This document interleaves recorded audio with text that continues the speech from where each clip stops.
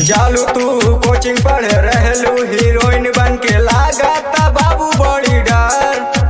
तोहर चढ़ल जवानी बाटे 16 वर्ष के बाड़ू बनैले बाड़ू तू तो भौकाल।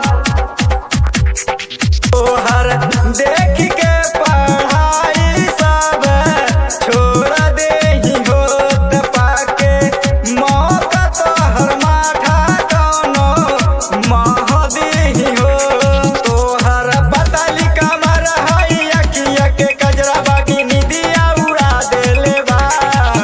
तोरा होठवा के ललिया ये जान झगड़ा करा देले बा। तोरा होठवा के ललिया ये जान झगड़ा करा देले बा। तोरा होठवा के लालिया ये जान झगड़ा करा देले बा।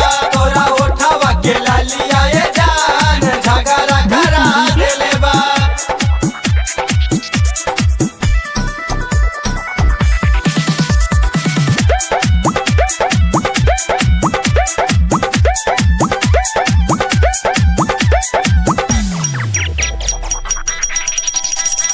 लड़कवन फसावे खातिर खोलेलू बलिया मारेलू तिरछी नजरिया।